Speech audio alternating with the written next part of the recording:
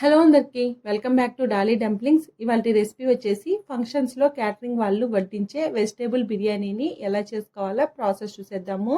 ఈ బిర్యానీని చాలా సింపుల్గా ఈజీగా చేసుకోవచ్చండి. అలాగే టేస్ట్ కూడా మనం ఫంక్షన్స్లో తింటూ ఉంటాం కదా, అదే టేస్ట్తో ఫ్లేవర్తో వస్తుంది.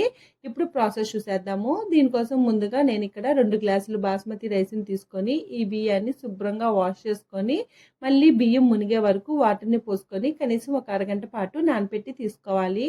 నేను ఇక్కడ ముందుగానే నానపెట్టి తీసుకున్నానండి. బియ్యం నానపెట్టుకోవడం వల్ల బిర్యానీ అనేది చక్కగా ఉడుకుతుంది, అలాగే రైస్ కూడా పొడవుగా వస్తుంది. ఇప్పుడు ఇలా నానపెట్టుకున్న ఈ బియ్యాన్ని పక్కకు పెట్టేసుకోవాలి. అదేవిధంగా బిర్యానీ కోసం ఏ వెజిటేబుల్స్ వేసుకోవాలనుకుంటున్నారో వాటిని కట్ చేసి తీసుకోవాలి. నేను ఇక్కడ క్యారెట్, పొటాటో అలాగే బీన్స్ని యూజ్ చేస్తున్నానండి. ఇంకా ఇందులో మీరు మీల్ మేకర్స్ని కానీ పచ్చి బఠానీని కూడా యూజ్ చేయొచ్చు. నేనైతే అవేమి వేయట్లేదు. అలాగే ఒక పెద్ద సైజు ఆనియన్ని సన్నగా పొడవుగా కట్ చేసి వేసుకోవాలి. ఒక 7-8 పచ్చిమిర్చిని కూడా మధ్యలోకి ఘాటు పెట్టి కట్ చేసుకోవాలి. ఒక పెద్ద సైజు టమోటాని చిన్న చిన్న ముక్కలుగా కట్ చేసుకొని పక్కకు పెట్టుకోవాలి. ఇప్పుడు స్టవ్ ఆన్ చేసుకొని కడాయి పెట్టుకొని 3 టేబుల్ స్పూన్లు ఆయిల్ వేసుకోవాలి. అలాగే 1 టేబుల్ స్పూను నెయ్యిని వేసుకోవాలి. నెయ్యిని వేసుకోవడం వల్ల బిర్యానీకి మంచి ఫ్లేవర్ యాడ్ అవుతుందండి. ఇష్టం లేకపోతే స్కిప్ చేసేయండి. నెయ్యికి బదులు మరో టేబుల్ స్పూను ఆయిల్ని వేసుకోండి. ఇప్పుడు ఆయిల్ వేడైన తర్వాత ఇందులో హోల్ బిర్యానీ దినుసుల్ని వేసుకోవాలండి. ఇందులోనే 2 యాలకలను కూడా వేసుకోవాలి. మీ దగ్గర అవైలబుల్గా ఉంటే నల్ల యాలకను కూడా వేసుకోండి. బిర్యానీకి మంచి ఫ్లేవర్ యాడ్ అవుతుంది. ఇవి కాస్త వేగిన తర్వాత ఇప్పుడు ఇందులో 1 టేబుల్ స్పూను జీలకర్రని వేసుకొని జీలకర్ర కాస్త వేగిన తర్వాత ఒక పెద్ద సైజు ఆనియన్ని ముందుగా కట్ చేసుకున్నాం కదండి, ఆనియన్ ముక్కలను కూడా వేసుకొని మంటని మీడియం ఫ్లేమ్లో ఉంచి ఆనియన్స్ లైట్గా గోల్డెన్ బ్రౌన్ కలర్కి చేంజ్ అయ్యే వరకు వేపుకోవాలి. ఇందులోనే మనం కట్ చేసి పెట్టుకున్న పచ్చిమిర్చిని కూడా వేసుకోవాలి. పచ్చిమిర్చి కాస్త ఎక్కువే పడతాయండి ఈ బిర్యానీకి. మనం ఇంకేమి కారం పొడి కానీ మిరియాల పొడిని కానీ యూజ్ చేయము. ఈ పచ్చిమిరపకాయల ఘాటుతోనే ఈ బిర్యానీ అనేది మంచి టేస్ట్ వస్తుంది. అలాగే ఈ పచ్చిమిర్చి కూడా కాస్త మగ్గిన తర్వాత ఇప్పుడు ఇందులో 1 టేబుల్ స్పూను అల్లం వెల్లుల్లి పేస్ట్ని వేసుకోవాలి. ఏ బిర్యానీ రెసిపీలో కానీ అల్లం వెల్లుల్లి పేస్ట్ని ఫ్రెష్గా దంచి వేసుకుంటే టేస్ట్ బాగుంటుందండి. మంటని మీడియం ఫ్లేమ్లో ఉంచి ఈ అల్లం వెల్లుల్లి పేస్ట్లో నుంచి పచ్చివాసన పోయి లైట్ గోల్డెన్ బ్రౌన్ కలర్కి చేంజ్ అయ్యే వరకు మధ్యలో కలుపుతూ వేపుకోవాలి. అలా మధ్యలో కలపకపోతే అడుగున ఉన్న అల్లం వెల్లుల్లి పేస్ట్ అనేది మాడిపోయే ఛాన్సెస్ ఉంటుందండి. ఇలా వేపుకున్న తర్వాత ఇప్పుడు ఇందులో మనం ముందుగా కట్ చేసి పెట్టుకున్న వెజిటేబుల్స్ని వేసుకొని మంటని హై ఫ్లేమ్లో ఉంచి కనీసం ఒక 2 నిమిషాల పాటు మధ్యలో కలుపుతూ వేపుకోవాలి. ఈ వెజిటేబుల్స్ని ఆయిల్లో వేపుకోవడం వల్ల బిర్యానీకి మంచి ఫ్లేవర్ యాడ్ అవుతుంది, అలాగే టేస్ట్ కూడా చాలా బాగుంటుందండి. చూడండి, ఇలా వేపుకున్న తర్వాత ఇప్పుడు ఇందులో మనం ముందుగా కట్ చేసి ఉంచుకున్న టమాటో ముక్కలను కూడా వేసుకోవాలి. ఈ టమాటో ముక్కలు కూడా ఒక 2 నిమిషాల పాటు కలుపుతూ వేపుకోవాలి.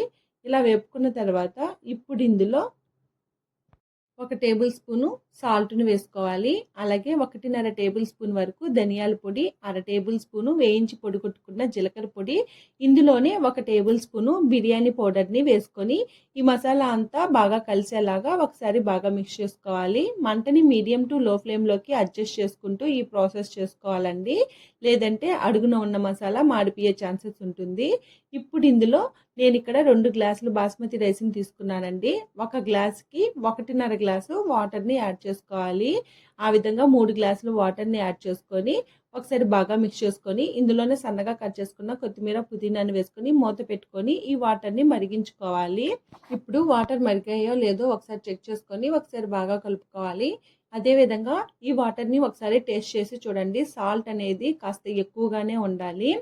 ఇప్పుడు వాటర్ ఇలా మరిగిన తర్వాత మనం ముందుగా నానబెట్టుకున్న బియ్యాన్ని మాత్రమే వేసుకోవాలండి. వాటర్ని డ్రైన్ చేసి బియ్యాన్ని మాత్రమే వేసుకోవాలి.